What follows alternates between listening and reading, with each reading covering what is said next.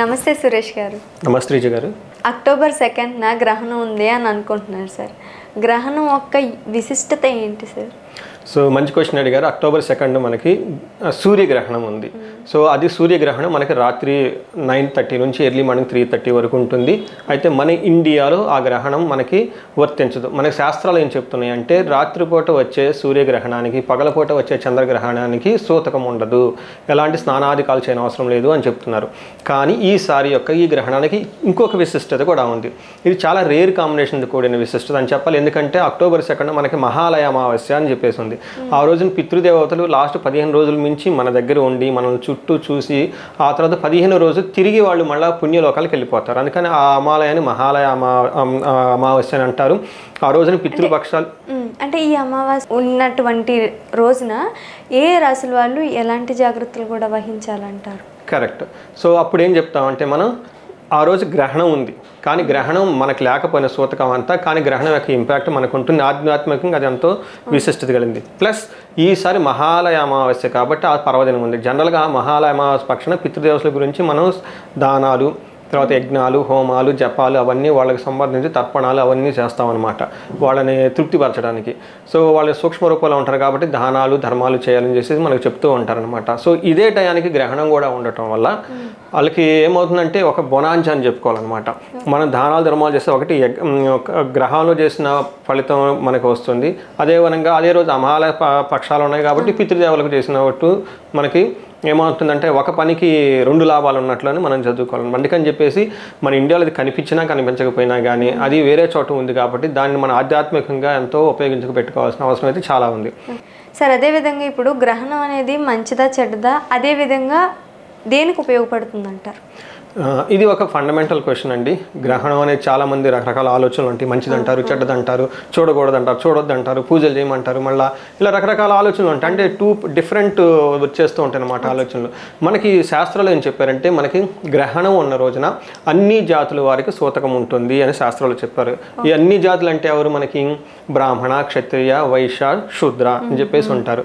వాళ్ళ ఇంటలెక్చువల్ ఎబిలిటీని బట్టి మళ్ళీ వీళ్ళకి 3 రకాల కేటగిరీలు ఉపయోగించాడు.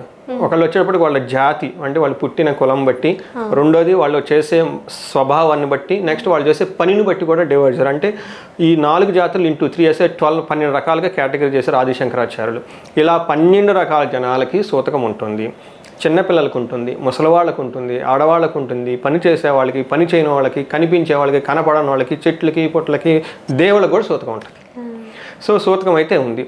సో ఇప్పుడు నెక్స్ట్ స్టెప్ ఏం చేయాలంటే దీనిని ఆధ్యాత్మికంగా ఎలా ఉపయోగించుకోవాలి అని చెప్పేసి మీరు అడుగుతూ ఉన్నారు. ఆధ్యాత్మికంగా ఎలా ఉపయోగించుకోవాలంటే దానికి ఒక ప్రొసీజర్ చెప్పారు. ఎప్పుడైతే గ్రహణం స్టార్ట్ అవుతుందో ఆ స్టార్ట్ అయ్యే ముందు స్నానం చేయాలి. ముందు స్నానం చేయాలి. ఇంకా గ్రహణం ఒక 5 minutes లేదంటే ఒక 10 minutes స్టార్ట్ అయిందనగా ముందుగా స్నానం చేసేసి కూర్చోవాలి మనం. ఇప్పటికే అది ఎప్పటి నుంచి వచ్చే జనరేషన్లో కూడా ఏంటంటే గ్రహణం అయిన తర్వాతే స్నానం చేయాలి అంటారు. కరెక్ట్. అంటే దీనికి ప్రొసీజర్ కొంచెం ఐడియా ఉండదు అనమాట జనాలు. అందుకని చెప్పేసి ఎలాబొరేట్గా మనం దీని గురించి చేసుకుంటాం. ఇప్పటి వరకు అందరూ అది అనుకుంటున్నారు, కానీ కరెక్ట్. మీరు చెప్పింది కూడా కరెక్టే. ప్రొసీజర్ ఏంటంటే గ్రహణం స్టార్ట్ అయ్యే ముందు మనం స్నానం చేసి కూర్చోవాలి.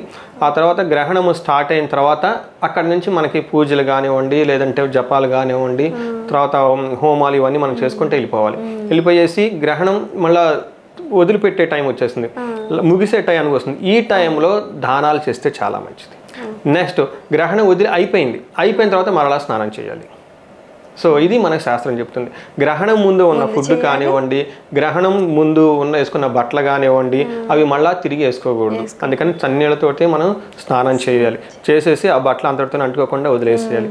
ఇది అందరూ చేయాలి. పెద్దవాళ్ళు, ముసలివాళ్ళు, చిన్నవాళ్ళు, పిల్లలు, తర్వాత లేడీస్, ఓకే, కొంతమంది ప్రెగ్నెంట్ లేడీస్, కొంతమంది లేడీస్ డేట్స్ ఉంటాయి, వాళ్ళు కూడా కంపల్సరీ చేయాలని చెప్పేసి శాస్త్రంలో చాలా క్లియర్గా రాశారు ఇది. సో ఇది ఒక విధానం. సో అప్పటికేమవుతుంది, ఏం చేయాలి, అలా చేయాలి, ప్రొసీజర్ అయితే కంప్లీట్ అయిపోయింది. సార్ ఇప్పుడు సూర్యగ్రహణం ఉన్నప్పుడు దాన ధర్మాలు చేయాలని అంటున్నారు. అంటే దాన ధర్మాలు చేయటం వల్ల దాని యొక్క విశిష్టత ఏంటంటారు? సో ఇది చాలా మంచి క్వశ్చన్ అండి. మనం ఇందాక చెప్పుకున్నట్లు గ్రహణం వదిలి వేసే ముందు మనం దానాలు చేయాలి అని చెప్తూ ఉంటారు. ఎందుకు చేయాలి అంటే ఆ టైంలో మనం నీళ్లు గంగాజలంతో సమానం. సో సమస్త భూమండలం మీద ఉన్న నీరంతా గంగాజలంతో సమానం. సో మనం ఎక్కడికో వెళ్ళి గంగలో స్నానం చేసే బదులు మన ఇంట్లోనే గంగాదేవి అపవిత్రత వచ్చేస్తుంది. అందుకని చెప్పేసి ఏం చేశారంటే మనం దానం చేయాలంటే ఎవరు దానం చేస్తామండి? గొప్ప వ్యక్తులు దానం చేస్తారు. సో ఈ గ్రహణ టైంలో ఓకే మనకు కనిపించే సాత్వికమైన మనుషులు మొత్తం కూడాను దేవుడితో సమానం. ఇంకా ఏం చెప్తారంటే ఈ టైంలో మనం దానం చేసేటప్పుడు ఒక ప్లేస్లో చేస్తాం. ఇంకా ఎప్పుడు పడితే ఏ ప్లేస్లో పడితే ఆ ప్లేస్లో చేయకూడదు. పుణ్యక్షేత్రాల్లో చేస్తే ఇంకా దానం ఎక్కువ, నదుల్లో చేస్తే ఎక్కువ, తర్వాత గుళ్ళల్లో చేస్తే ఎక్కువ అని. అయితే మనకు పాత గ్రంథాలు ఏం చెప్తారంటే కురుక్షేత్రంలో కనుక దానం చేస్తే అది డైరెక్ట్గా దేవతలకు చేసినట్టు సమానం అని చెప్తారు. అయితే ఈ గ్రహణ టైంలో దానం చేస్తే మనం చేసే ప్రతి ప్లేసు కురుక్షేత్రంతో సమానం.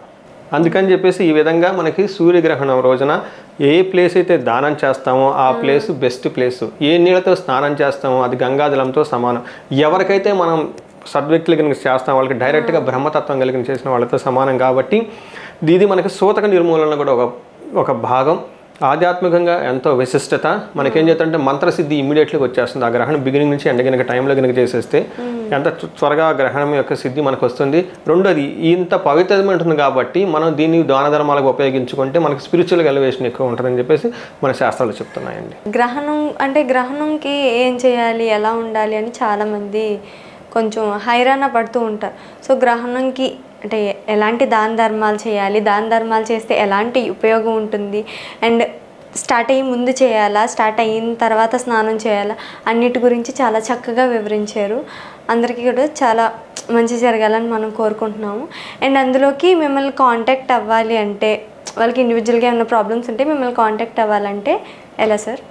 సో స్క్రీన్ మీద కనిపిస్తున్న నెంబర్ ద్వారా మనకు కనెక్ట్ అయితే వాళ్ళకి ఆధ్యాత్మికంగా నెక్స్ట్ జ్యోతిష శాస్త్రం ప్రకారం వాళ్ళకి కావాలనుకున్న ఏదైనా సమస్యలు కానీ ఏమైనా ఉంటే కనుక మనకి వాళ్ళని అడ్రస్ చేయొచ్చు.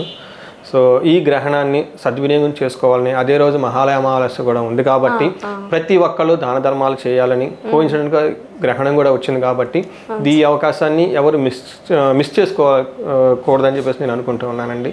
అందరికి అష్టైశ్వర్యాలు భోగభాగ్యాలు కలగాలని చెప్పేసి మనం కోరుకుంటున్నామండి. ధన్యవాదాలు సార్.